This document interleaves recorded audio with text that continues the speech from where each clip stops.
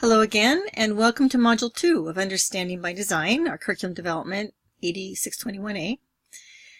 You have just spent some time developing, choosing your standards and developing transfer goals and objectives for your lessons, the lessons that you're going to be designing.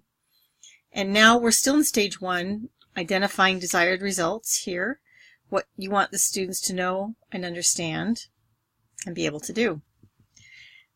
This section, we're going to look, as I said, at the big ideas, essential questions, and enduring understandings that will actually drive the rest of the lesson. And then you'll reevaluate your objectives based on what you've selected and created.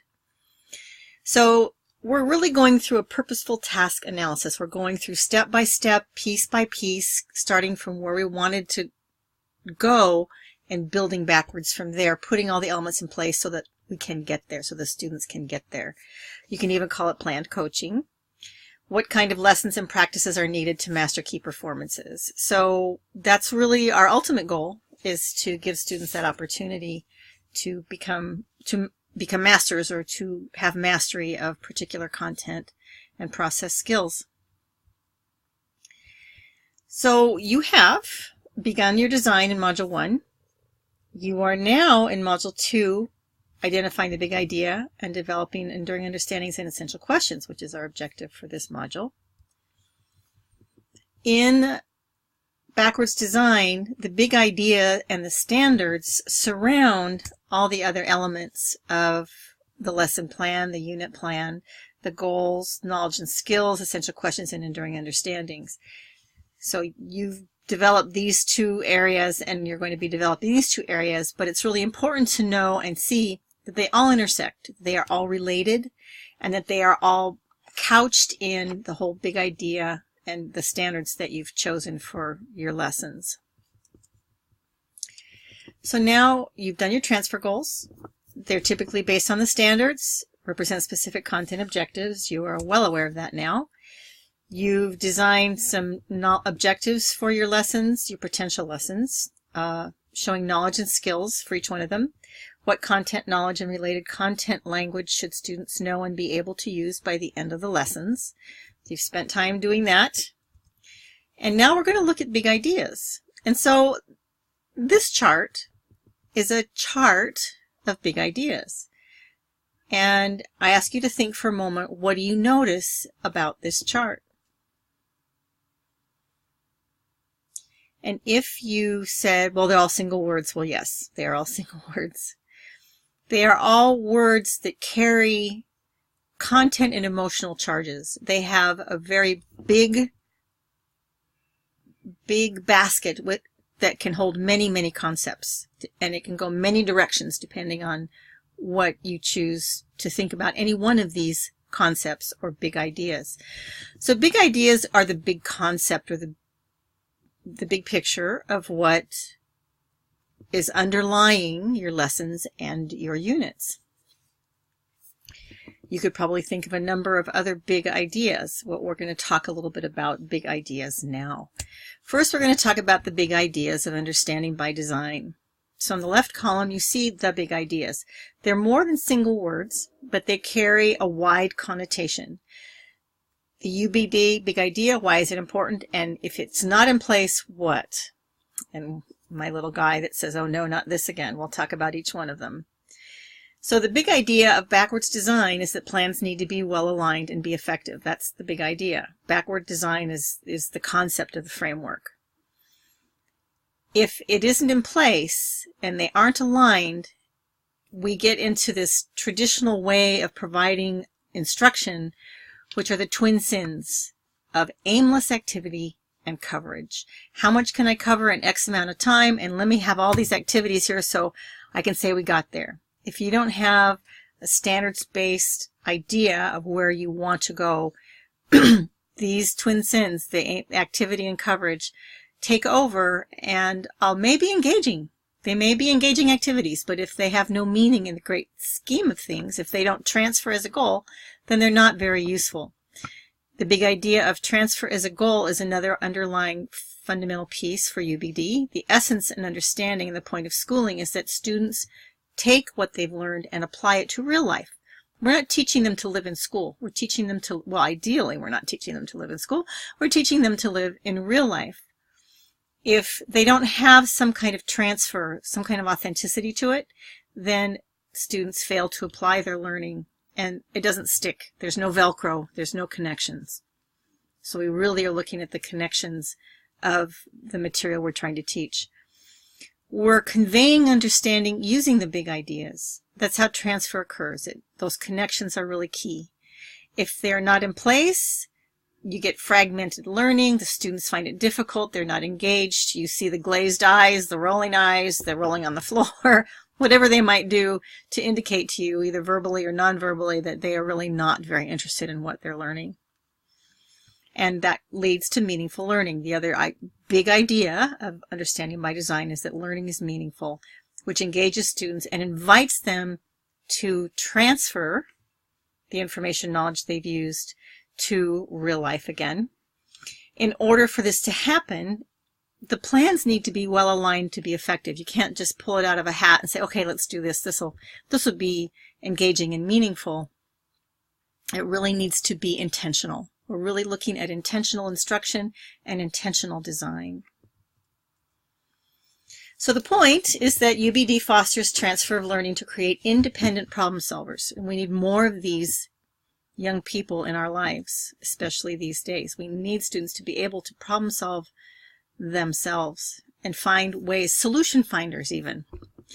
We use this framework in our attempt to equip students with understanding, skills, and knowledge that are essential to real-life situations. And that will come up again and again, authenticity in real-life situations.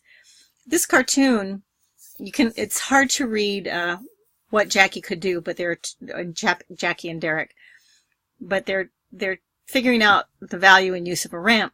And Jackie suggested using a meter stick to find out how far a car traveled. So he's using his knowledge of measurement to determine how far the car traveled. He wasn't told to use it, but he figured out that would be a good way to do it. Derek, on the other hand, wondered if it will roll different distances if you put the ramp on different steps. So he's hypothesizing and thinking about what will happen depending on if you change the angle of the ramp. And what they are using are their skills and their knowledge to apply to their understanding of the problem at hand. So the first thing you want to do is identify the big idea. You have a worksheet and it looks like this, more or less. And what you're going to do is you're going to pick your topic. You've picked a topic like quadrilateral equations or writing a formal essay, whatever it might be. And you're going to answer these questions on that topic. And they may seem a little bit redundant, but you write them in complete sentences and you answer each question seriously. You're thinking about it because what it's doing is drawing you to that big idea that's fundamental to the whole picture, in which your lessons are just a little part. A little part of that big idea. That little part of helping students develop their understanding that will lead to a greater understanding of the big idea. So let's look, after you've designed your big ideas, after you've had your conversation with the big ideas, you'll be submitting this worksheet. You're going to be looking at extracting enduring understandings from your self-conversation with big ideas. You're going to summarize them and synthesize them to make enduring understandings for your lessons that have lasting value. So enduring understandings can be written as, or are written as, generalizations. They're not goals, however. They're framed around and reveal big ideas. They go beyond specific content. They cut to the core of the discipline. So this is like a completely different piece. It's like what will happen. It's the piece that happens after you get your standard. So that's why we're just doing this in an order that I first want to just get the technical pieces in, and then you can go back and reevaluate them. Cuts to the core of the discipline, has the overall, aha, so now I understand, and starts with the prompt. Students will understand that, and of course on your template, that's the prompt. They anchor the lesson unit and really lead the students to understand why the topic is worth studying. The enduring understandings do this. They're big ideas that are transferred and made into statements. So they're not a goal. They're not the unpacked standard. They require uncoverage of abstract or misunderstood ideas. So they're still not, they don't give information. They lead the thinking. They are not facts, definitions, trite statements, or the obvious. Enduring understandings answer the question, what do we want students to understand and be able to use several years from now after they have forgotten the details? Like, what kind of things do they want to be able to know about measurement? Why is measurement even important? And what kinds of measurement?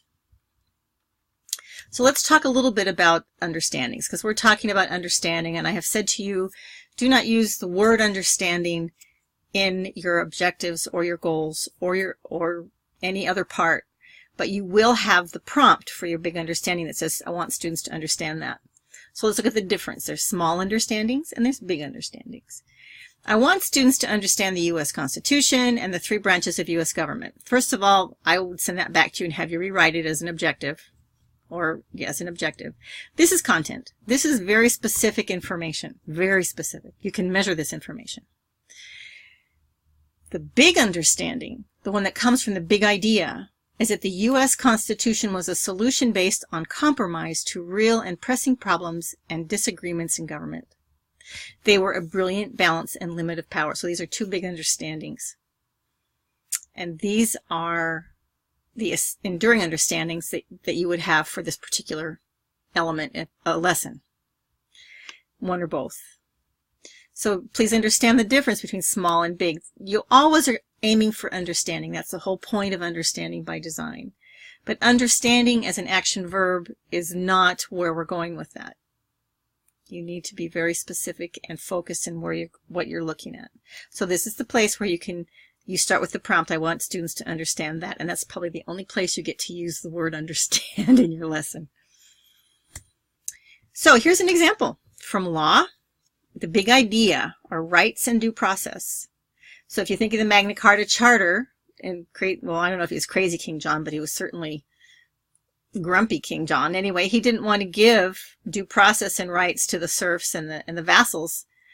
And they fought and pressed their own government and had them create a Magna Carta Charter that gave everybody rights and due process.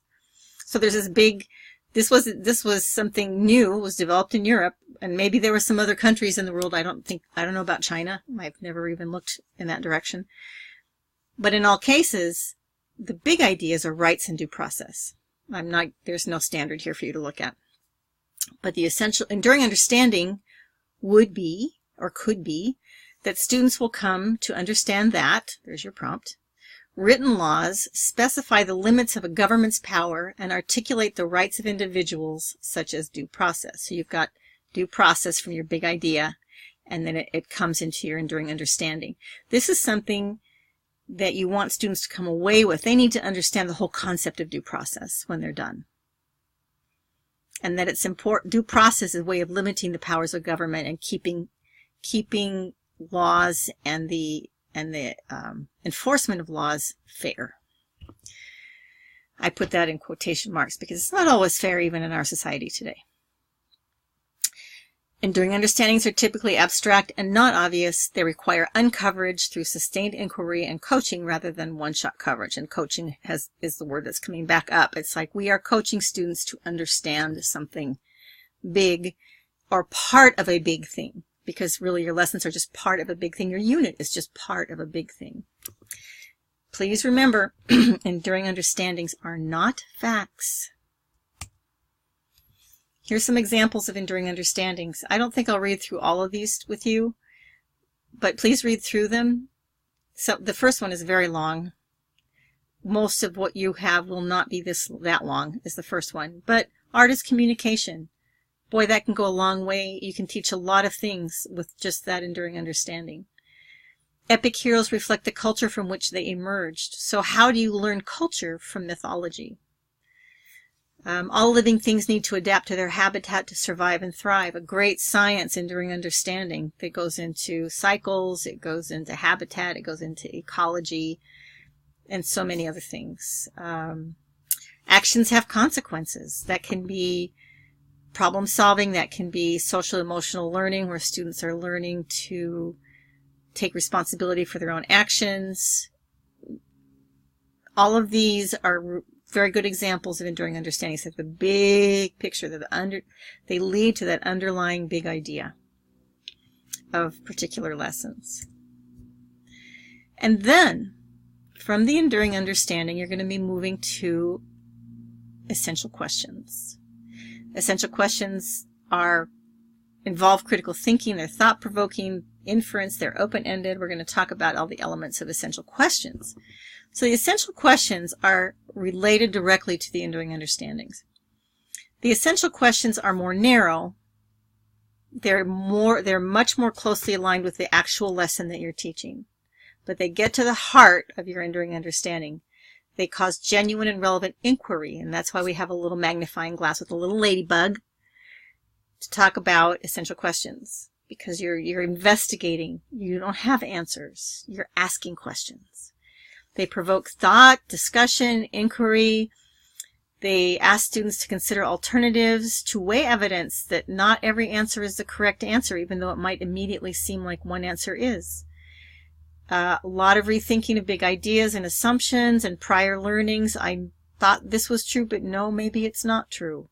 Meaningful connections with prior learning. And essential questions naturally recur. And they're usually related to other situations and other content areas in school that actually can ask the same question or a same type of question related. So here's some examples of essential questions. How would life be different if we couldn't measure time? Boy, what a great question. You have to think about it. How would it be different? What if we couldn't measure time? The non-example is, how many minutes are there in an hour or a day? Those are not essential questions. Those are questions that you would put on a little quiz or an exam. They have perfectly direct answers. Other examples: in what way does art reflect as well as shape culture?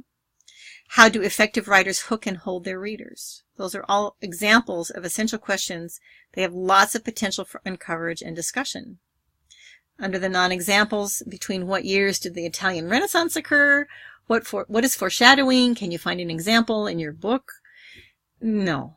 They're way too specific. These questions have actual answers and do not qualify as essential questions.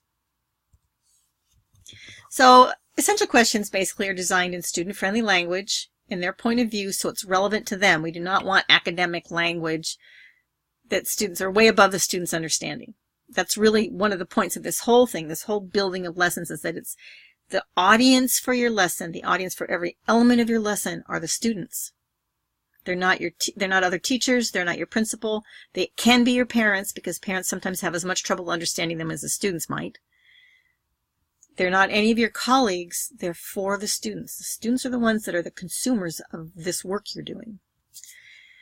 Essential questions are edgy, lending itself to debate, open-ended and complex enough to house multiple perspectives. They address the heart of the content area and essential content knowledge that needed to answer it. And there will be answers, but the answers will be multiple and varied. They empower students to take ownership of their learning. It leads them to create questions, not answer them, but create them. And students take action with this. So it puts them in charge of their learning. Now, for your assignment, in the book, you'll notice that Wiggins and McTighe talk about one question, and I have a quote on the later slide: can't do it all. So we have overarching questions and we have topical questions. You need to look in your book and read more specifically the description of the differences. So the overarching essential question is more closely aligned to the essential enduring understanding in the way it's structured. And the topical is very specific to the unit or lesson that you're writing. You're going to try and do both. Here are some examples of essential questions. Why write? What if writing didn't exist? That's overarching. How am I connected to people in the past? Should majority always rule? Should everyone be expected to work? How do we find patterns? How do we measure matter? So all of these things, measure matter is more of a topical than an overarching, but the thing is that all of these questions will lead to your lesson. So you have to use the question to introduce and guide your lesson. So this is the initial conversation that you have with students when you're entering into your lessons for instruction. They're provocative, they have an authentic hook, and they promote curiosity. So another examples and non-examples. Again, the questions on the left invite curiosity, they invite discussion, they invite consideration, they invite a discussion about personal ethics. I mean, why is it important to sound like a native speaker? Why is that important? Who is a true friend? Is there ever a just war? Whose war? Good questions for even today. Not essential questions are questions that have specific answers, like what common artistic symbols were used by the Incas or Mayas, or some of you might be doing Tlingit. So that can be part of your lesson, but that's not going to be an essential question. Those common artistic symbols will be used in the art product that you're finishing your lesson with, or your unit. But that's not your essential question. They're going to lead you to understand what about these shapes reflect the culture of the Tlingit people, for example. What is a variable in scientific investigation? Not an essential question. There's a very specific answer for that. What key event sparked World War I? It might be controversial, but most people have a consensus on which event that might have been. What are common Spanish colloquialisms? Boy, that's a big question in and of itself, but the answers are very specific. So just remember, what you're trying to do with an essential question is introduce the students to the concept and the big idea, enduring understanding of your lesson. In your book, Wiggins and McTighe give you an idea of how to derive essential questions from your standard. And that is by taking the key nouns that recur in the standard, those are usually the important concepts, and make them the basis of a question. That should be question, not questions.